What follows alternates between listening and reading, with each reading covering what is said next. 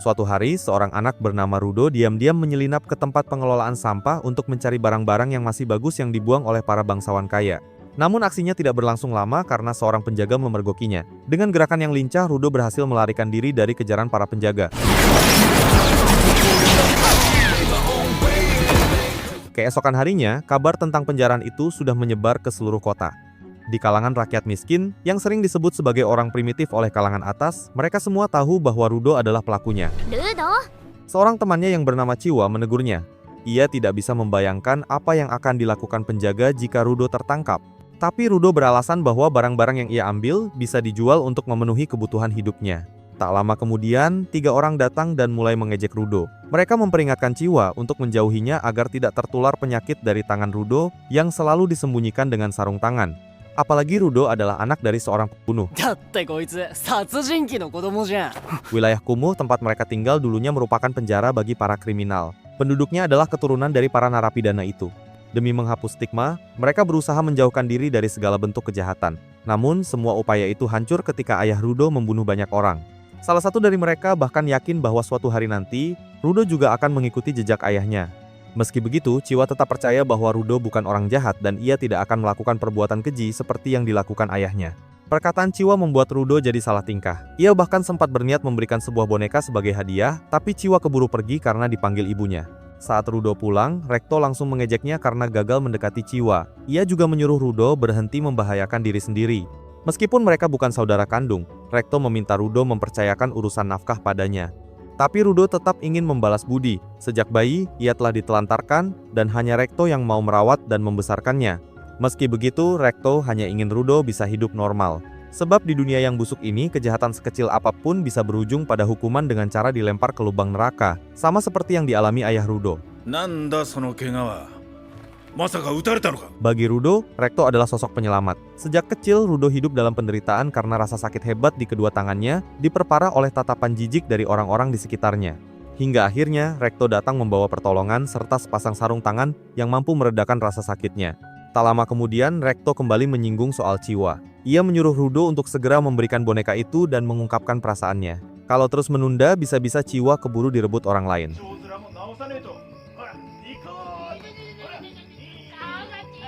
Lubang neraka, begitulah mereka menyebutnya. Sebuah lubang sampah raksasa yang menganga di bawah dunia yang mereka tinggali. Tempat itu bukan hanya menampung sampah, tapi juga menjadi lokasi eksekusi bagi siapapun yang dianggap melakukan kejahatan. Suatu hari, saat Rudo tengah menyaksikan proses eksekusi, ia dikejutkan oleh kehadiran Chiwa yang tiba-tiba sudah berdiri di sampingnya. Bagi Chiwa, perlakuan para orang kaya benar-benar kejam. Mereka sengaja membangun wilayah kumuh tepat di tepi lubang neraka, seolah-olah ingin mengingatkan bahwa siapapun dari kalangan orang primitif yang berbuat salah akan langsung dijatuhkan ke dalam lubang itu tanpa ampun. Chiwa dan Rekto sama-sama menyayangi Rudo. Mereka cemas dan tak ingin melihat Rudo berakhir di dasar lubang neraka. Chiwa pun memohon agar Rudo berhenti menyelinap ke tempat pengelolaan sampah, demi keselamatannya sendiri.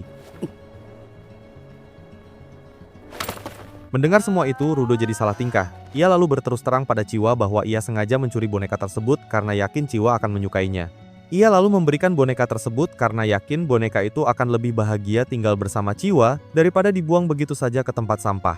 Chiwa menerimanya dengan senang hati dan berjanji akan merawatnya dengan baik. Rudo pun merasa sangat bahagia. Ia segera berlari pulang untuk memberitahu Rekto dan tak sabar melihat reaksinya.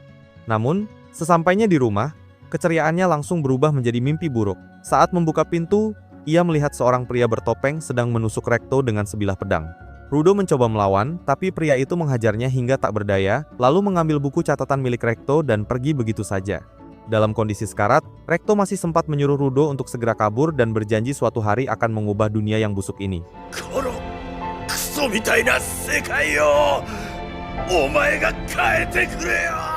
Namun tak berselang lama, Rudo disetrum dengan tas sergan, ditangkap dan dituduh telah membunuh Rekto. Tanpa diberi kesempatan untuk membela diri, Rudo langsung dibawa ke tempat eksekusi untuk dijatuhkan ke lubang neraka. Sebelum eksekusi berlangsung, Rudo melihat Chiwa di tengah kerumunan dan memintanya untuk menemukan pelaku yang sudah membunuh Rekto. Namun yang ia terima justru pukulan paling menyakitkan. Chiwa menatapnya dengan dingin, lalu membuang boneka yang ia terima dari Rudo begitu saja. Rudo tak sanggup berkata apa-apa. Dalam diam, ia berjanji bahwa suatu hari nanti, ia akan membalas semua orang yang telah memperlakukannya dengan keji. Tak disangka, meski dijatuhkan dari ketinggian luar biasa, Rudo berhasil selamat setelah mendarat di atas tumpukan sampah. Namun sebelum sempat bernapas lega, di belakangnya muncul beberapa monster mengerikan yang terbentuk dari kumpulan sampah.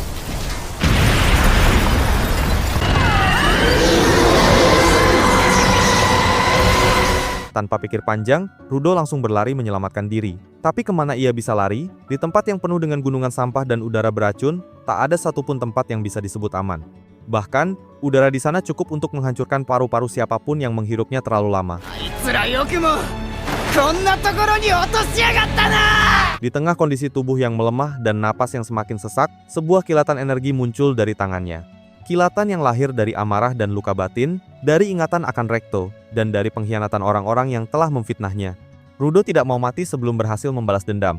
Ia memanfaatkan barang-barang yang berserakan di sekelilingnya untuk dijadikan senjata dan mencoba menjatuhkan para monster itu. Tapi itu semua tidak cukup, terlebih tubuhnya sudah terlalu lemah karena racun di udara. Tiba-tiba muncul seseorang mengenakan masker gas dan membawa sebuah payung. Orang itu memberikan masker kepada Rudo. Berbagai pertanyaan dilontarkan oleh Rudo pada pria itu, namun pria itu menyuruh Rudo untuk diam. Setiap kali pria itu menyuruhnya tenang, Rudo justru membalas dengan suara lebih tinggi yang membuat pria itu kesal bukan main.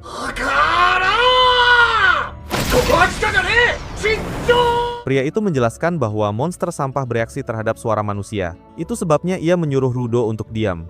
Dan juga, mau dikalahkan berapa kali pun, monster sampah akan selalu bangkit kembali jika tidak dikalahkan dengan senjata khusus.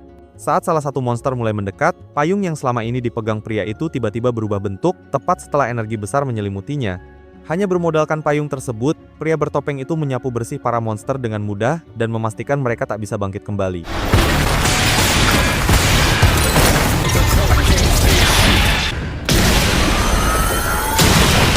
Setelah semuanya berakhir, pria itu kemudian membuka maskernya dan memperkenalkan dirinya. Rudo kemudian jatuh tak sadarkan diri. Dalam tidurnya, Rudo bermimpi tentang masa lalu bersama Recto. Recto pernah berkata bahwa jiwa bisa bersemayam pada benda yang dirawat dengan tulus dalam waktu lama.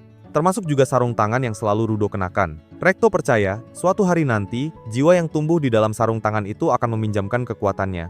Begitu terbangun, Rudo mendapati dirinya dalam kondisi terikat rantai. Ia meminta Enjin untuk melepaskannya karena ingin kembali ke dunia atas. Tapi Enjin menjawab bahwa saat ini belum ada cara untuk naik ke sana.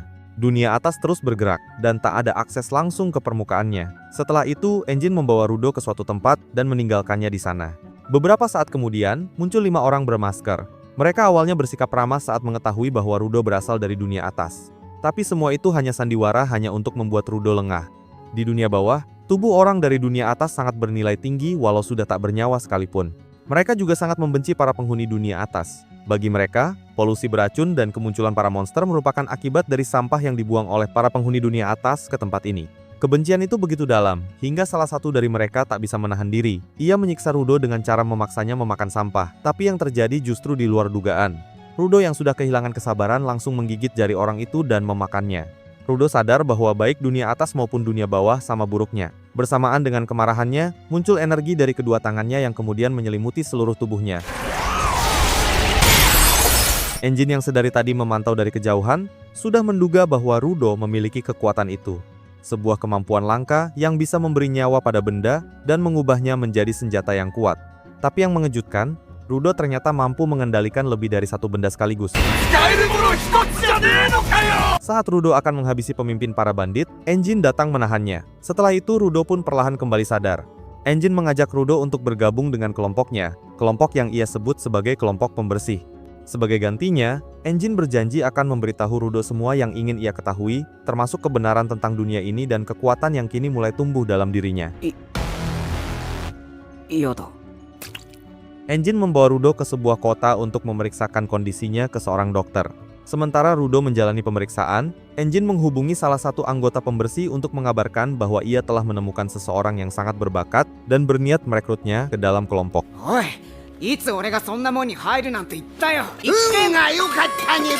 Dokter yang memeriksanya mengatakan bahwa Rudo sangat beruntung nyawanya masih tertolong. Jika ia menghirup udara di area terlarang sedikit lebih lama, nyawanya pasti tak tertolong. Karena itu, dokter menyarankan agar Rudo berterima kasih pada Engine yang telah menyelamatkannya. Setelah pengobatan selesai, Rudo berterima kasih pada Engine, namun ia tetap menolak tawarannya untuk bergabung dengan kelompok pembersih karena ingin secepatnya mencari informasi untuk bisa kembali ke dunia atas. Tapi Engine tetap memaksanya, pasalnya jika nekat mencari informasi sendiri, identitas Rudo yang berasal dari dunia atas akan terbongkar dan saat itu juga hidupnya akan berakhir.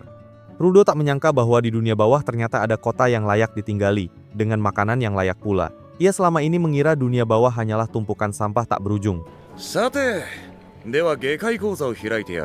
Engine menjelaskan bahwa di dunia bawah terdapat anima, yaitu entitas yang terbentuk dari berbagai emosi serta tumpukan sampah. Anima inilah yang menjadi penyebab berbagai fenomena aneh di dunia bawah, termasuk kemunculan monster limbah yang kadang menyerang kota. Karena inti monster itu terbentuk dari anima, maka hanya senjata khusus yang mampu menghancurkannya. Namun anima tidak selalu bersifat jahat. Benda-benda yang dirawat dengan sepenuh hati juga dapat melahirkan anima di dalamnya. Benda seperti itu disebut peranti jiwa. Kelompok pembersih pun dibentuk untuk membasmi para monster limbah, dan Engine berperan dalam merekrut para giver untuk bergabung ke dalam kelompok tersebut. Menurut Engine, ketua kelompok pembersih menyimpan banyak informasi. Mungkin saja dia tahu sesuatu yang bisa membantu Rudo kembali ke dunia atas. Sebelum pergi, Engine memberikan sekantong uang kepada Rudo untuk keperluannya. Engine meminta Rudo tidak perlu merasa sungkan, karena uang itu berasal dari hasil penjualan pakaian miliknya sendiri. Tentu saja, Rudo kesal karena Engine telah seenaknya menjual pakaiannya tanpa izin. Yang lebih menjengkelkan, uang itu sempat dicuri seekor kucing. Dengan susah payah, Rudo akhirnya berhasil menangkap si kucing dengan bantuan sebuah tongkat. Seorang pria lalu datang mendekat. Rudo awalnya mengira pria itu ingin merebut uangnya, namun ternyata ia salah paham. Pria itu justru datang untuk mengambil kembali tongkat miliknya tadi yang dipakai Rudo untuk menangkap kucing. Namun begitu mendengar ucapan Rudo yang terkesan meremehkan benda berharganya, pria itu langsung naik pitam dan menghajar Rudo dengan tongkat tersebut. Engine sebelumnya telah memintanya menjadi pelatih Rudo, tapi Zanka tak menyangka harus mengajarinya sejak tahap paling dasar, termasuk pelajaran tentang pentingnya menghargai barang milik orang lain. Rudo awalnya ingin melawan, namun ia teringat nasihat Recto untuk belajar memahami perasaan orang lain. Setelah merenung, ia mulai memahami kemarahan Zanka, karena jika berada di posisi yang sama, ia pun pasti akan marah jika sarung tangan berharganya dicuri. Dengan tulus, Rudo meminta maaf dan menjelaskan bahwa ia tidak berniat mencuri tongkat tersebut. Melihat reaksi Zanka yang berubah, Rudo benar-benar tak menyangka bahwa ucapan Recto selama ini ada benarnya. Untuk pertama kalinya, ia bisa berdamai dengan seseorang. Bahkan Zanka balik meminta maaf dan mulai bersikap ramah padanya. Ia pun kembali teringat pesan Recto untuk belajar tersenyum agar bisa lebih akrab dengan orang lain. Maka Rudo mencoba memberikan senyum terbaik yang pernah ia miliki dalam hidupnya. Namun ekspresi kaku dan aneh yang ia tunjukkan justru disalahartikan oleh Zanka sebagai ejekan. Merasa ada yang salah, Rudo mencoba tersenyum sekali lagi. Tapi bukannya membaik, senyuman kedua justru lebih buruk dari yang pertama. Dan kali ini, Zanka sudah tidak bisa lagi mengontrol emosinya. Sedikit perdebatan terjadi sampai akhirnya keduanya mulai menggunakan kekuatannya masing-masing. Zanka menyadari bahwa kekuatan Rudo sangat unik karena bisa mengubah apapun yang Rudo sentuh menjadi peranti jiwa. Barulah Zanka mengerti kenapa Engine menyebut Rudo sebagai seseorang yang sangat berbakat. Tapi hanya mengandalkan bakat saja tidaklah cukup, Zanka kemudian memperlihatkan kemampuannya. Dengan kemampuan itu, Rudo benar-benar tidak bisa memberikan perlawanan berarti. Situasi berubah drastis saat Zanka mendapati ada sesuatu menempel di wajahnya. Ia langsung syok setelah sadar bahwa yang menempel itu adalah kotoran manusia, dan itu berasal dari senjata yang digunakan Rudo. Tanpa disadari, Rudo telah menggunakan penyedot WC penuh kotoran sebagai peranti jiwa. Panik dan jijik, Zanka berlari sekencang mungkin melintasi kota untuk menjauh. Rudo mengejarnya dan mengibaskan penyedot WC itu sehingga kotoran menyebar ke arah Zanka.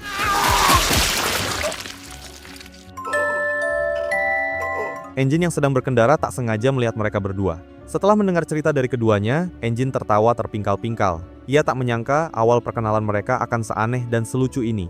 Setelah itu, Engine secara resmi memperkenalkan Zanka sebagai pelatih Rudo. Ia menyebut Zanka sebagai giver dengan kemampuan tertinggi dalam mengendalikan peranti jiwa.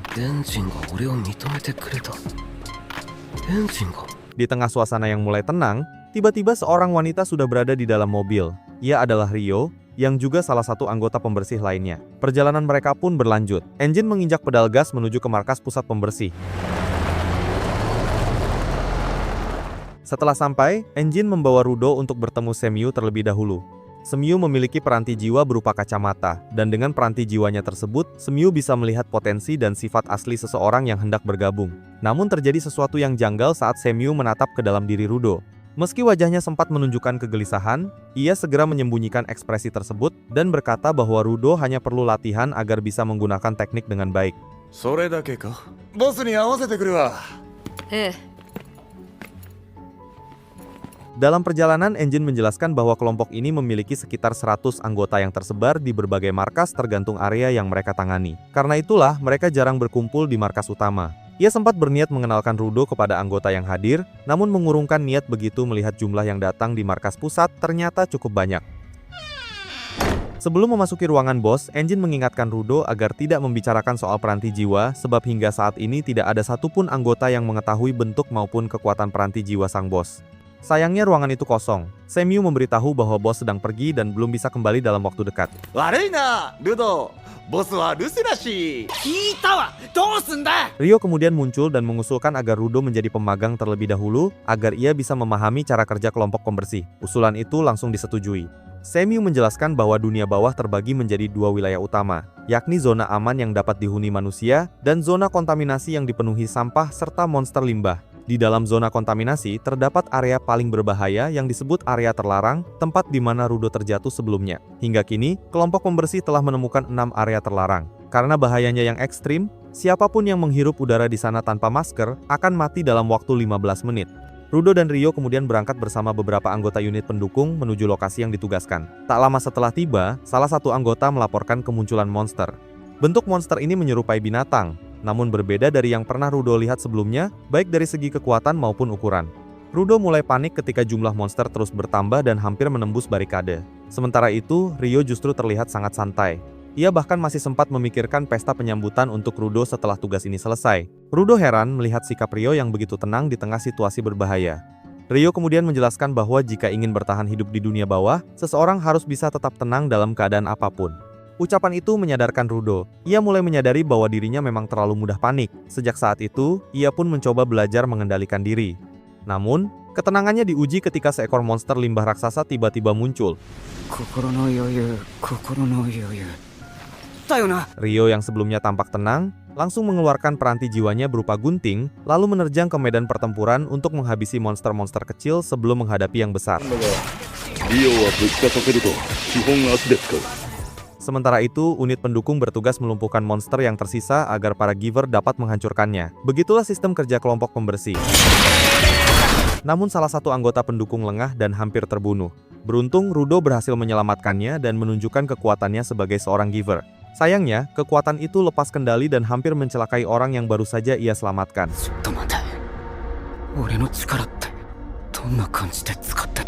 Tak lama kemudian, Ryo datang dan menghajar monster tersebut.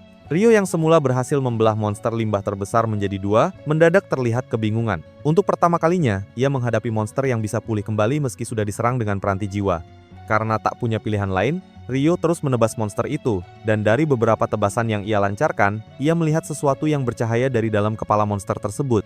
Monster itu mulai pulih lagi dan mengamuk dengan melancarkan serangan secara sporadis. Salah satu serangannya bahkan hampir saja mencelakai Rudo. Untung saja Gris berhasil menangkap dan menyelamatkannya sebelum ia terjatuh. Sementara itu, Ryo yang telah menemukan titik lemah monster tersebut langsung menusuk kepalanya hingga tertembus. Rudo dan Gris berlari mendekat dan terkejut saat melihat kenyataan bahwa monster itu digerakkan oleh sebuah peranti jiwa yang tertanam di dalam kepalanya. Di tempat lain, pemimpin bandit yang sebelumnya pingsan karena Rudo kini terbangun di sebuah ruangan asing. Di depannya terdapat seorang pria misterius yang bertanya tentang keberadaan Rudo. Untuk mendapatkan informasi tentang Rudo, pria itu bahkan sampai menyiksa pemimpin para bandit.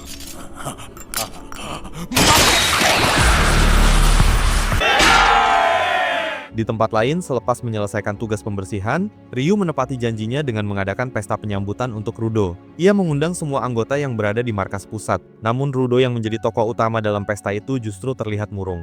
Perasaan itu muncul karena ia merasa belum mampu berbuat banyak, bahkan merasa menjadi beban dalam tugas sebelumnya. Gris kemudian datang untuk berterima kasih karena Rudo telah menyelamatkan Volo dari monster limbah. Volo sendiri bergabung dengan kelompok pembersih demi membasmi seluruh monster limbah. Namun karena ia bukan seorang giver, saat ini Volo hanya bisa merawat benda kesayangannya dengan harapan suatu hari, Anima akan bersemayam di dalamnya. Jika impiannya terwujud, ia berjanji akan tetap berada di unit pendukung dan membungkam semua yang pernah meremehkannya. Grace kembali menyampaikan rasa terima kasihnya pada Rudo. Pasalnya, sebagian besar giver yang baru bergabung dengan kelompok pembersih biasanya memandang rendah unit pendukung sebagai orang lemah tanpa kekuatan spesial. Namun Rudo berbeda dengan yang lainnya. Grace memberikan saran pada Rudo untuk mengingat kembali sesuatu yang ingin ia lakukan sejak lama, bahkan sebelum datang ke dunia bawah. Dengan mengingat itu dan memulai lembaran baru, Grace yakin Rudo akan menjadi jauh lebih kuat. Kata-kata itu begitu membekas di hati Rudo. Ia pun memutuskan untuk memulai kembali segalanya dari awal.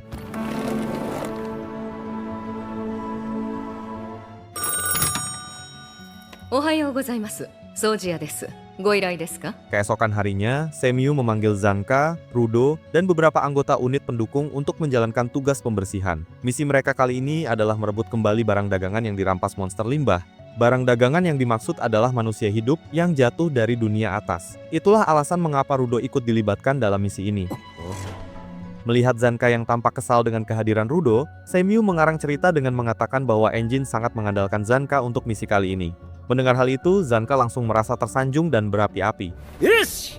Shigoto jake na! Saat perjalanan menuju lokasi, Volo bercerita pada Rudo tentang kebiasaan Grace sebelum menjalankan tugas pembersihan, yakni Grace selalu berdoa pada sebuah benda yang ia bawa. Seorang wanita dengan wajah yang cukup creepy tiba-tiba muncul di belakang mereka. Wanita itu mengenalkan diri bahwa dialah yang meminta bantuan pada pembersih.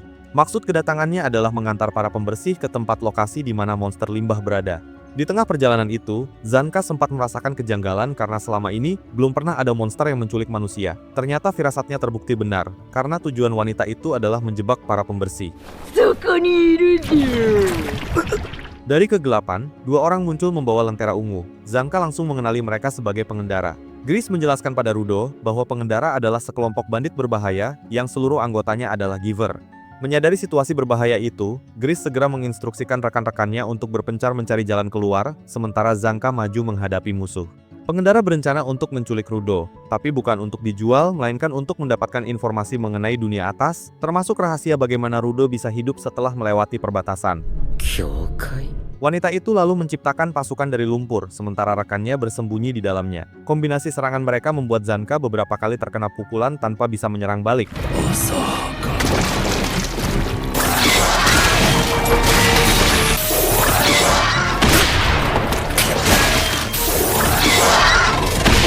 Wanita itu mengira bahwa jika Zanka berhasil dilumpuhkan, ia bisa dengan mudah menculik Rudo. Namun ia salah besar, karena Zanka belum menunjukkan kemampuan sebenarnya. Setelah berhasil menganalisa kemampuan masing-masing musuhnya, Zanka kemudian memanfaatkan tongkatnya untuk mendeteksi musuh dengan getaran. Hanya dalam 2 kali ayunan saja, ia berhasil menumbangkan keduanya. Namun saat ia mengira sudah menang, tiba-tiba seorang musuh baru muncul tepat di belakangnya. Scene kemudian beralih pada Rudo dan unit pendukung yang masih berusaha mencari jalan keluar. Saat menelusuri lorong gelap, Grace menemukan sebuah jalur yang tampak menuju ke permukaan. Ia segera meminta ketiga rekannya untuk melewati jalan itu dan mencari bantuan ke markas pusat. Tak berselang lama, seseorang muncul dari arah tempat Zanka bertarung. Mereka sempat berharap itu Zanka, tetapi sosok yang datang ternyata bukan sekutu, melainkan musuh baru. Dalam sekejap, ia melompat ke belakang Rudo dan menghancurkan jalan keluar satu-satunya. Ia lalu mendekat dan mencoba mengajak Rudo untuk ikut dengannya karena ada seseorang yang sangat ingin bertemu dengannya. Namun Rudo menolak dan bertanya mengenai kondisi Zanka. Pria itu kemudian menunjukkan peranti jiwanya berupa cincin yang bisa ia ubah menjadi cakar beracun yang mematikan. Dengan racun itulah ia berhasil melumpuhkan Zanka. Karena yang musuh incar adalah Rudo, Grace langsung maju untuk melindunginya. Tapi sebelum sempat bereaksi, musuh terlebih dahulu sudah menembuskan cakar beracunnya tepat ke tubuh Grace. Kejadian itu terasa begitu menyakitkan bagi Rudo. Untuk kedua kalinya, ia harus melihat seseorang yang berharga baginya disakiti tepat di depan matanya. Luka di hati itu membuat pikirannya kembali ke masa lalu. Saat masih kanak-kanak, Rudo pernah melukai dirinya sendiri dengan membenturkan kepala ke tembok berulang kali. Ia merasa keberadaannya tidak pernah diinginkan dan tidak memiliki apa-apa selain emosi gelap yang perlahan menggerogoti pikirannya. Menurut Recto, hal itu terjadi karena Rudo belum menemukan apa yang ia sukai atau ingin lakukan. Karena itu, Recto mengajaknya berjalan-jalan ke berbagai tempat, berharap Rudo bisa menemukan sesuatu yang menarik hatinya.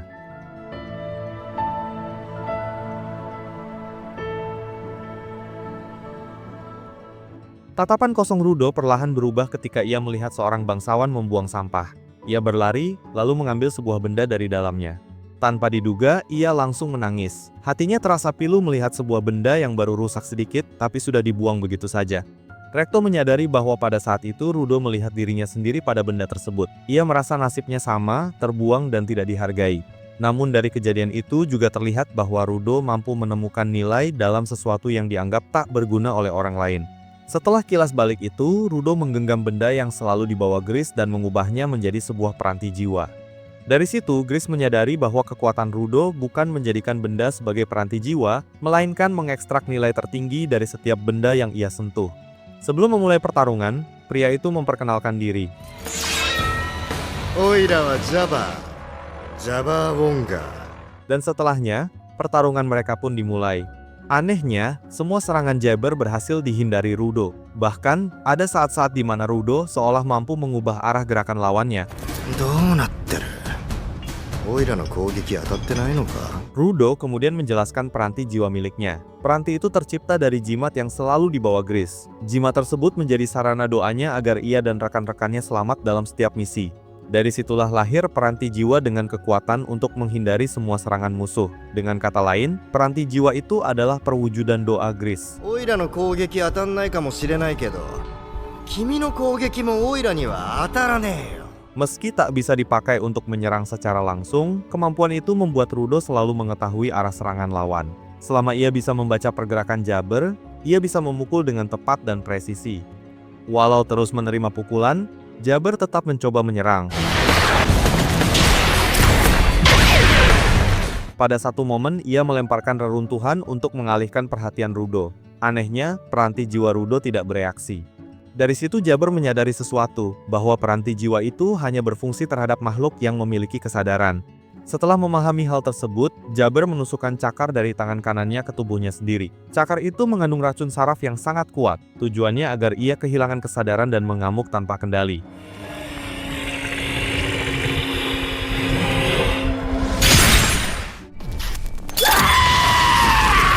Sesaat setelah kehilangan kesadaran, Jabber langsung maju menyerang Rudo.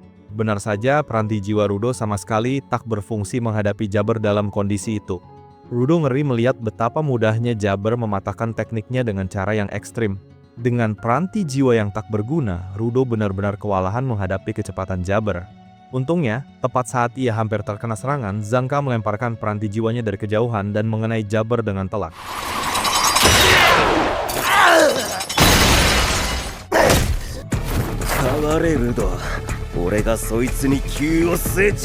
Zanka lalu memuji Rudo yang akhirnya bisa menggunakan peranti jiwanya. Dari hasil pengamatannya, ia menyadari bahwa peranti jiwa Rudo hanya berfungsi untuk bertahan, itu pun hanya jika musuh menyerang dengan niat membunuh. Dari situlah ia mendapat ide. Karena tubuhnya masih lemas karena racun, ia ingin memanfaatkan peranti jiwa Rudo untuk melontarkan dirinya ke arah Jabber. Caranya, ia akan menyerang Rudo dengan sungguh-sungguh sehingga peranti jiwa Rudo bereaksi dan melemparkannya tepat ke arah Jabber. Rencana itu terdengar brilian, apalagi Rudo memang tak punya cara lain untuk mengalahkan Jabber. Tanpa aba-aba, Zanka langsung menyerang Rudo. Seperti yang ia perkirakan, peranti jiwa Rudo bereaksi dan melemparkannya ke arah Jabber. Serangan itu berhasil sehingga Zanka mengulanginya lagi dan lagi. Setiap kali dilempar, ia selalu menghajar Jabber dengan telak hingga akhirnya kesadaran Jabber pulih kembali. Namun bersamaan dengan itu, Rudo dan Zanka juga sudah sampai batasnya. Rudo terkejut saat melihat jimat milik Gris hancur menjadi debu setelah dipakai sebagai peranti jiwa. Tak lama, tubuh Rudo ambruk. Rupanya ada luka cakar di punggungnya yang membuat ia tak bisa bergerak. Lebih buruk lagi, Jabber yang sudah babak belur kembali bangkit dengan kondisi segar, bahkan Zanka sendiri tak menyangka. Rupanya, dengan menusukkan cakar tangan kirinya ke tubuh sendiri, Jabber mampu meniadakan rasa sakit. Dan sebelum membawa Rudo kepada bosnya, ia sekali lagi menusuk Zanka yang membuatnya kembali tak bisa menggerakkan tubuhnya. Jana, Showaru-kun. Dengan tubuh yang tak bisa digerakkan, ditambah rasa bersalah karena gagal menolong teman-temannya, Rudo merasa sangat frustrasi. Untung saja di atas gedung sudah menunggu Ryo dan Engine bersama beberapa rekannya. Semua itu berkat tim pendukung yang berhasil mencapai permukaan lalu memanggil bantuan ke markas pusat. Engine segera memerintahkan sebagian rekannya turun kembali ke bawah tanah untuk menyelamatkan Zanka dan Gris. Sementara itu Jabber yang sudah babak belur jelas bukan tandingan Engine dan kawan-kawan, meski begitu ia tetap nekat melawan. Baginya, perintah bos untuk membawa Rudo ke markas harus dipenuhi, bahkan bila nyawanya jadi taruhannya. Namun tiba-tiba, seseorang muncul dan mendekap Jabber dari belakang. Dia adalah Ketoni yang juga anggota Raiders sekaligus rekannya. Ketoni meminta Jabber untuk mundur, tapi Jabber menolak karena merasa belum menuntaskan tugasnya. Baru ketika Ketoni mengatakan bahwa ini adalah perintah langsung dari bos, saat itu juga Jabber langsung menurut. Ketoni ternyata memiliki peranti jiwa berupa penutup saluran air. Dengan itu, ia mampu berteleportasi ke tempat lain. Sebelum pergi, Jabber sempat menyadari simbol seri yang terukir pada sarung tangan Rudo dan ia yakin bos akan senang mendengar kabar tersebut. それ大事に持ってろよ。 Sementara itu, Gris yang terluka parah ternyata masih selamat. Rudo meminta maaf karena sudah menghancurkan jimat berharganya. Namun bagi Gris, selama jimat itu bisa berguna bagi Rudo, ia justru merasa senang. よくやったな。